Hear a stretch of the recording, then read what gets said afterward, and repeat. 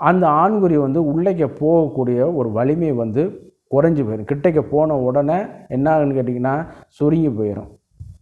அப்போ என்ன சொல்லுவாங்க, இதை தூக்கிட்டு தான் இவ்வளோ தூரம் வந்தியா அப்படின்னு சொல்கிற மாதிரி இதாகிட்டே இருக்க வைக்கும். சரி, இந்த மாதிரியான இதெல்லாம் நீங்கள் வந்து ஃபேஸ் பண்ணுவீங்க. இதற்கு என்ன தீர்வு? சரிங்களா? இப்போ தீர்வுங்கிறப்போ ஏன்னா நிகழ்ச்சிக்கு ரொம்ப வளவலன்னு போய்கிட்டு இருக்கக்கூடாது. இதற்கு என்ன தீர்வு அப்படி என்று பார்க்கும் பொழுது, நம்மளுடைய ஹார்மோனல் இம்பேலன்ஸை வந்து முதல்ல வந்து சரி பண்ணிக்கிறணும். நல்லா வந்து பயிற்சிகள், நல்லா வந்து ஒரு ஃபிசிக்கல் பயிற்சிகளை வந்து நல்லா வந்து மெயின்டைன் பண்ணிகிட்டே இருக்க வேண்டியது. சரிங்களா? அதே நேரத்தில் வந்து காமம் தொடர்பான சிந்தனைகளை வந்து நம்ம இது வந்து கொஞ்சம் வலுப்படுத்திக்கிறணும். அடுத்து வந்து பார்த்தோம்னு கேட்டிங்கன்னா, எடுத்த உடனே உடலுறவு செஞ்சிடாதீங்க. நான் சொல்கிறது அதுதான். எடுத்த உடனே போய் ப்ளக் பாயிண்டில் சொருகிறது தான் இது வினைகளே வர்றது. ஸ்டெப் பை ஸ்டெப்பாக முத்தத்தில் ஆரம்பித்து மார்பு, அதெல்லாம் நான் ஒரு வீடியோக்களை பழைய வீடியோக்களை பார்த்தீங்கன்னா தெரியும். மார்பு காம்புகளை தூண்டக்கூடியது, கழுத்து பகுதிகளில் வந்து முத்தம் கொடுக்க இது பண்ணுவது, தொப்புளை வந்து வருடி கொடுக்கக்கூடியது, பெண்குறியை வந்து சுவைக்கிறது. அதே நேரத்தில் வந்து பார்த்திங்கன்னு கேட்டிங்கன்னா, அந்த ஜி ஸ்பாட்டை ஸ்டிமுலேஷன் பண்ணும் பொழுது அந்த இடைவெளியில் வந்து அவர்களுக்கு வரக்கூடிய அந்த ஹார்மோனல் வாடைகள் வந்து உங்களுடைய ஹார்மோனல் பிரச்சனையை வந்து சரி பண்ணும். மைனஸு ப்ளஸ்ஸு அவங்களுடைய ஆப்போசிட் பார்ட்னர் வந்து பார்க்கும்போது உள்ள இது வந்து உங்களுக்கு வந்து தூண்டி உங்களுக்கு இயற்கையாகவே அந்த ஆண்மைத்தன்மை வந்து இன்னும் கொஞ்சம் வீரியப்படுத்தி வைக்கும். நீங்கள் எடுத்த உடனே கொண்டு போய் உள்ளே நுழைக்கிறதுனால வந்த வினை தானே ஒழிய வேறு ஒன்றும் கிடையாது. ஸ்டெப் பை ஸ்டெப்பாக போங்க. அதே நேரத்தில் வந்து மனப்பதட்டம் இல்லாமல் இருக்கிறது. தயவுசெய்து இந்த மொபைலு இந்த மாதிரியான இப்போ டிவைஸ் கேட்கெட்ஸ் எல்லாத்தையும் தூக்கி அப்புறப்படுத்திடுங்க. அந்த நேரத்தில் கடன் சிந்தனைகள், உறக்கம் சம்மந்தப்பட்ட சிந்தனைகள், ஆமாம், அதே மாதிரி குடும்ப பிரச்சனைகள் இதெல்லாம் தூக்கி ஓரங்கட்டி மூளையில் வச்சுருங்க. சரிங்களா? இதை ஸ்டெப் பை ஸ்டெப்பாக ஒன்று போங்க. அடுத்து வந்து பார்த்திங்கன்னா, இப்போ வந்து சில மருந்துகளை வந்து நான் சொல்கிறேன். இதை வந்து நீங்கள் வந்து ஹோம் ரெமிடி தான். நீங்கள் வந்து வீட்டில் வந்து பரிச்சார்த்தி பண்ணி பார்க்கலாம். மாதுளம் பழச்சாறு எடுத்துக்கிறங்க. சுகர் பேஷண்ட்டாக இருந்தாலும் அது வந்து ஒன்றும் செய்யாது. நம்ம எடுக்கக்கூடிய அளவு வந்து ஒரு 5 to 10 ml. நீங்கள் கடையில் கொடுக்குற மாதிரி ஜூஸ் மாதிரி போட்டு அந்தளவுக்குலாம் வேண்டியது கிடையாது. நல்லா ஒரு மாதுளம்பழத்தை எடுத்து முத்துக்களை எடுத்து வெறும் மிக்சியில் போட்டு பிளெண்ட் பண்ணிவிட்டு சாறை மட்டும் எடுத்துக்கிறங்க. அதில் வந்து இந்த கசகசாவை ஊற வைங்க. கசகசாவை ஊற வச்சு கொஞ்சம் ரெகுலராக சாப்பிடுங்க. சரிங்களா? இது வந்து எடுத்த உடனே நீங்கள் சாப்பிட்டுட்டு ஹைவேஸில் ரன்னில் ஓடுற மாதிரி நீங்கள் நினச்சிக்கிறக்கூடாது. கொஞ்சம் ஸ்டெப் பை ஸ்டெப்பாக தான் வேலை செய்யும். அதே நேரத்தில் வந்து நல்ல எஃபெக்டிவான ரெமெடி. சரிங்களா? இதில் நீங்கள் தேன் ஊற்றுங்க, ஜீனியை போடுங்க ஏன்னா அந்த நேரத்தில் வந்து உங்களுக்கு மெட்டபாலிக் டிஸார்டர் ஆகி என்ன ஆகிருக்கும், சுகரு இந்த மாதிரியான பாதிப்புகள்லாம் வர ஆரம்பிச்சிடும். அதனால தான் என்ன சொல்கிறேன்னு கேட்டால் வெறும் பிளைன் ஜூஸ் எடுத்துக்கிறங்க. நீங்கள் நினைக்கலாம் அது வந்து மாதுளம்பழம் இனிப்புன்னு நினைக்கலாம். அது வந்து புளிப்புத்தன்மையான ஒரு பழம். நேச்சர் வந்து புளிப்புத்தன்மையான, அதாவது பழத்தை சாப்பிட்ட பிறகு என்னன்னு கேட்டிங்கன்னா பல்லில் வந்து கொடுன்னு இருக்கும், பல்லாம் பிடிச்சி போன மாதிரி இருக்கும். அதனால தான் அதில் வந்து பால் ஊற்றி நம்ம பண்ணுறது. நம்ம அப்படிலாம் பண்ண வேணாம். நல்ல பியூர் நாட்டு மாதுளை எடுத்துக்கிறங்க. எடுத்துக்கிட்டு சாறு புழிஞ்சுக்கிறங்க. சாறு புழிஞ்சு அதில் அந்த கசகசாவை ஊற வச்சு சாப்பிடுங்க. இதே ரெகுலராக பண்ணிகிட்டே வந்தீங்கன்னா உங்களுக்கு வந்து நல்லா அந்த இது பண்ணி உடலுறவு பண்ணக்கூடிய ஆற்றல் வந்து அதிகரிக்கும். ஆண்குறி தளர்ச்சியை வந்து போக்கும்.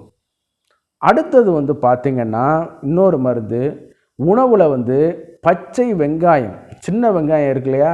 ஒரு காலத்தில் சின்ன வெங்காயம் நல்லா ஈஸியாக கிடச்சிச்சு. இன்றைக்கி வந்து அந்த வெங்காயத்தை வந்து எல்லாருமே மறந்துட்டாங்க. பெரிய வெங்காயம் போடுறது ஏன்னா ஈஸியாக இருதில்ல, அது உரிச்சிட்டு இருக்க முடியாது. அது வந்து ஒரு வெங்காயத்தை உரிச்சிங்கன்னா சரன்னு வேலை முடிஞ்சு போயிடும். ஒரு சமையல் ஃபுல்லாக வச்சுக்கிடலாம். இது அப்படி கிடையாது. மதிய சாப்பாட்டில் நன்றாக ஒரு 3 அல்லது 4 பச்சை வெங்காயங்களை வந்து எடுத்துக்கிறங்க. நைட்டு எடுக்க வேண்டாம். ஏன்னா அது வந்து கொஞ்சம் அமிலத்தன்மை தூண்டக்கூடிய ஒரு இது.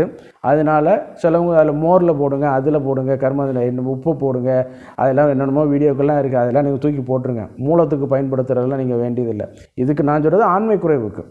அந்த இதில் இருக்குள்ள அந்த அசிட்டல் கோலின், இந்த சிட்ரைலுங்கிற ஒரு கெமிக்கல்னால் என்னன்னு கேட்டிங்கன்னா அந்த இரத்த ஓட்டத்தை அதிகப்படுத்தக்கூடிய ஒரு இது. அது டைலூஷன் ஆச்சுன்னா நம்மளுக்கு வந்து மருந்து பெனிஃபிட் வந்து கிடைக்காது. ரெண்டாவது, இது வந்து சுகர் இந்த மாதிரி உடல் சூடு சம்மந்தப்பட்ட இதுகளுக்கும் சின்ன வெங்காயம் நல்ல அருமையான ஒரு மருந்து. சின்ன வெங்காயத்தை மதிய உணவில் ரெகுலராக எடுத்துக்கிறங்க. இன்றைக்கி என்ன ஒரு மனிதன் வந்து பேசும் பொழுது வாடை அடிக்குங்கிறனால தான் சாப்பிட மாட்டேங்கிறாங்களே ஒழிய, நல்ல மருந்துங்க இது சம்மந்தப்பட்ட பிரச்சனைகளுக்கு. அதெல்லாம் மறந்ததுனால மனிதன் போலி கௌரவத்தை எதிர்பார்த்ததுனால தான் இன்றைக்கி இந்த பிரச்சனைகளுக்கெல்லாம் ஆட்பட்டு கொண்டு வந்துட்டுருக்கான். அடுத்து வந்து பார்த்திங்கன்னா வெள்ளை பூண்டு. இந்த வெள்ளை பூண்டும் இந்த நம்ம தேவையற்ற கொழுப்புகளை குறைச்சி இரத்த ஓட்டத்தை அந்த வீரிய சக்தியை வந்து அதிகப்படுத்துறதுனால இன்னும் கொஞ்சம் ஆண்குறி வந்து தெம்பாக இருக்க வைக்கும். அதே நேரத்தில் வந்து ஆண்குறியோட நுனி பகுதிகளில் உள்ள அந்த நரம்பு எல்லாமே வந்து நம்ம வந்து பாதிக்கப்பட்டு இருக்கும். நீங்கள் ஒரு கையை வந்து விரலை வந்து இப்படி தேய்ங்கின ஒரு 10 தடவை ரஃப் ஆகிடுதுல, அப்போ ஒரு மனிதன் 25 வயசில் கல்யாணம் முடிக்கிறான், 40 வயசுன்னு வச்சுக்கிறீங்களேன், ஏறத்தாழ எவ்வளவு 15 வருடத்தில் வந்து எத்தனை முறை உடல் உறவு கொண்டிருப்பான் கவனித்து பாருங்கள்.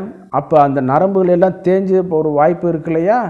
அப்போ அதுக்கு அந்த நரம்புகளை வந்து ஊக்குவிக்கிறதுக்கு எப்படி செய்யணுங்க, உயிரோட்டுறதுக்கு எப்படி பண்ணணும்னு கேட்டிங்கன்னா, நன்றாக இந்த பாதாம் ஆயில்னு ஒன்று விற்கிது கடையில், அதை வாங்கி எல்லாருமே தலைக்கு தேய்க்கிறான், முடிக்கு தேய்க்கிறான். முதல்ல தேய்க்க வேண்டியதுக்கு தேய்ங்கடா, அப்போ தான் உங்களுக்கு அது வந்து கொஞ்சம் அந்த நரம்புகள்லாம் உங்களுக்கு வந்து ஒரு உத்வேகத்தை எடுத்து இது பண்ணி கொடுக்கும். நிறையா பிராண்டு இருக்குது, நல்ல பிராண்டாக வாங்கி அதை வந்து பயன்படுத்துங்க. பாதாம் ஆயில்னு சொல்லிட்டு விற்கிதும், இளம் மஞ்சள் கலரில் வந்து இருக்கும். சிலவங்க நேச்சுரல் நான் வந்து வெள்ளை கலரில் இருக்குதுன்னு சொன்னால் அதெல்லாம் சும்மா போலியானது. நல்ல பிராண்டு, நல்ல ஹை குவாலிட்டியாக வாங்கி இதில் வந்து நீங்கள் அப்ளை பண்ணுங்கள்.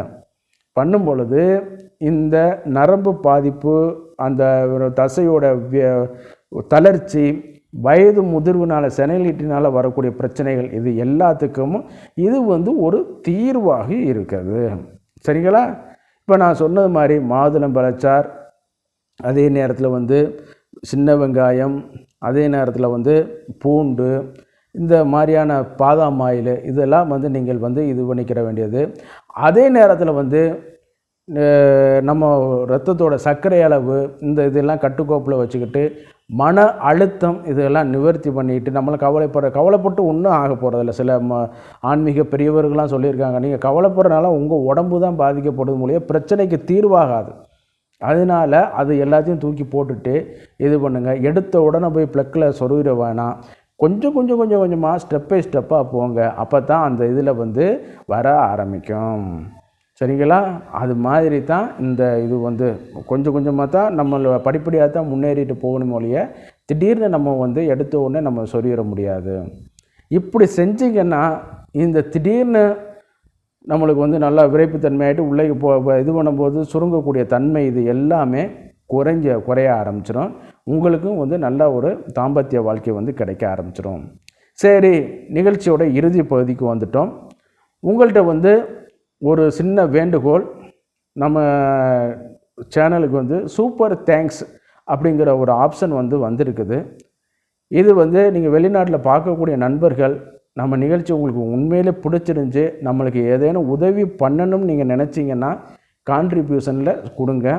நான் வந்து இது வந்து நிகழ்ச்சியோட ஆரம்ப பகுதிகளில் சொல்லலை, ஏன்னு கேட்டிங்கன்னா இறுதி பகுதிகளில் தான் சொல்கிறேன்.